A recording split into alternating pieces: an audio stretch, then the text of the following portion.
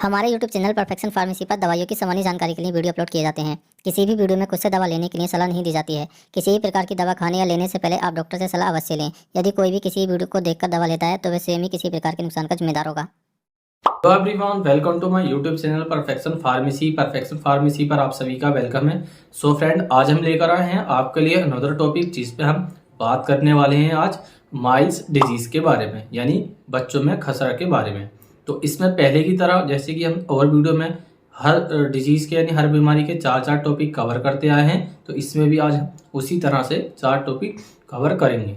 तो सबसे पहला जो टॉपिक होने वाला है वो होने वाला होता है कि what is the miles disease, यानी माइल्स यानी खसरा डिजीज यानी खसरा बीमारी क्या होती है उसके बारे में हम जानेंगे। और सेकंड टॉपिक में हम कवर करेंगे कि what is the causes of miles disease, यानी खसरा होने के क्या कारण होते हैं उसके कारण हम जानेंगे। और थर्ड टॉपिक में हम जानेंगे what is the incubation period of miles disease, यानी इसका टाइम ऑफ ड्यूरेशन क्या होता है, यानी कितने दिनों तक हमारी बॉडी के अंदर रह सकती है, ये कितना समय ये ट्रीट होने में ले सकती है। और थर्ड टॉपिक में हम जानेंगे कि what is the treatment miles disease, यानी इसका यानी खसरा का ट्रीटमेंट क्या होता है, या इसमें कौन कौन सी पेशेंट को हम टैबलेट दे सकते हैं या सिरप दे सकते हैं। तो इन सभी टॉपिक को हम कवर करने वाले हैं आज अपनी इस वीडियो में। तो चलिए शुरू करते हैं अपनी इस वीडियो को बिना किसी देरी के।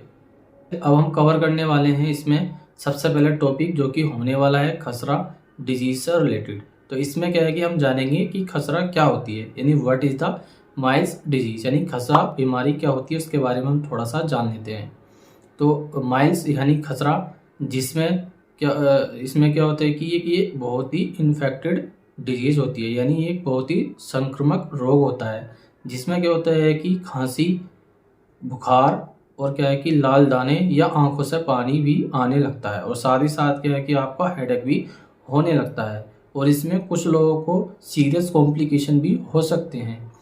इसे रोकने के लिए आप इसकी वैक्सीन भी लगवा सकते हैं, और वो आप सबसे अच्छा तरीका होता है इसको स्प्रेड होने से रोकने के लिए। तो ये हमने आपको बताया था स्मॉल वे में कि खसरा क्या होती है। तो खसरा जो होती है मेनली इसमें क्या होता है कि आपको लाल दाने बन सकते हैं, और साथ ही साथ हेडेक होने लगता है, आंखों से पानी भी आ सकता है। यही इसके कुछ सिम्टम्स होते हैं, इस सिम्टम्स आप इसको पहचान सकते हैं। तो ये हमने आपको बताया था कि खसरा डिजीज़ क्या होती है। अब हम कवर करने वाले हैं इसमें सेकंड टॉपिक जो कि होने वाला है what is the causes of miles यानी खसरा डिजीज़। अब हम बात करेंगे खसरा डिजीज़ यानी खसरा बीमारी होने के क्या कारण होते हैं। तो इसमें क्या होता है कि ये पर्सन टू पर्सन स्प्रेड होती है, यानी एक व्यक्ति से दूसरे व्यक्ति में ईजिली फैल सकती है। अब मैं बता देता हूँ कि ये ईजिली कैसे फैल सकती है। मान लीजिए अगर आप किसी इन्फेक्टेड पर्सन के कांटेक्ट में आते हैं जिसको खसरा हो चुकी है या होने वाली है, उसमें क्या है कि अगर वो पर्सन आपसे यानी वो जो पेशेंट है जिसको खसरा हुई है, अगर वो आपसे बात करता है, बोलता है या छींकता है या खांसता है, तो इस कारण क्या है कि उसके अंदर जो मोरबिली वायरस नाम का जो वायरस होता है वो आपकी उसके कांटेक्ट में जैसे ही आप आएंगे वो आपकी बॉडी के अंदर ईजिली एंटर हो जाएगा, यानी ये मैन टू मैन होती है, ये ईजिली स्प्रेड इसी कारण हो जाती है। अगर आप उसके जो इन्फेक्टेड पर्सन है उसके अगर आप कांटेक्ट में आते हैं तो उस कंडीशन में क्या है कि आप भी इन्फेक्टेड होने के चांसेस बढ़ जाते हैं। तो इसका जो मेन कोशिश होता है वो होता है मोरबिली वायरस। ये मोरबिली वायरस के कारण होती है जो कि man to man easily spread हो जाती है। तो ये हमने आपको बताया है कि ये किस तरह से स्प्रेड होती है और इसका मेन कोशिश क्या होता है, यानी खसरा होने का क्या कोशिश होता है और ये किस तरह से मैन टू मैन फैल सकती है। सो गाइज, अब हम बात करते हैं अपना थर्ड टॉपिक के बारे में जो कि होने वाला है व्हाट इज द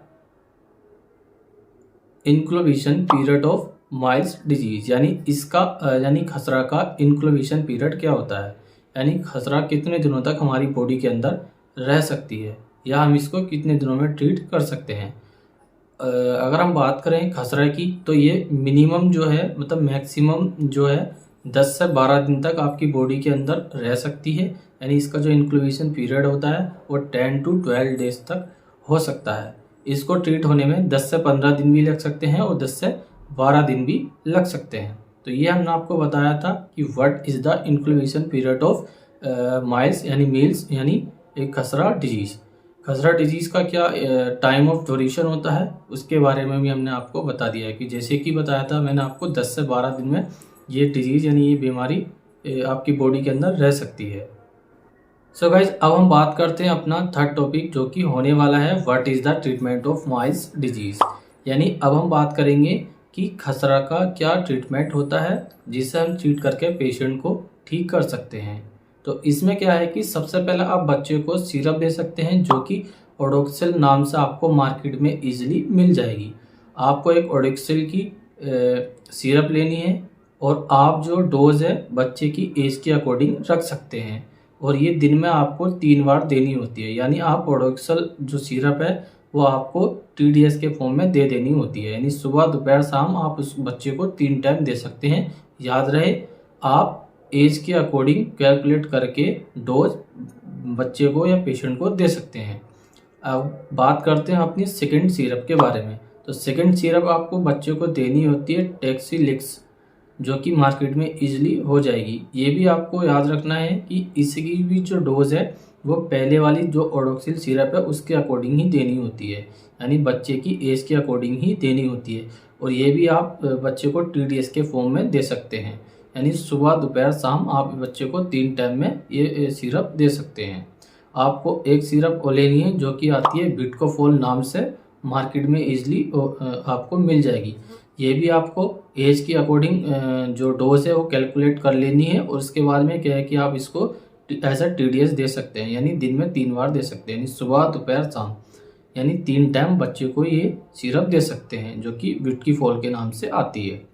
और अगर बच्चे के अंदर न्यूट्रिशन की कमी हो जाए यानी उसके अंदर मिनरल्स विटामिन की कमी हो जाती है तो उस कंडीशन में क्या है कि आप प्रोटीन सप्लीमेंट भी दे सकते हैं।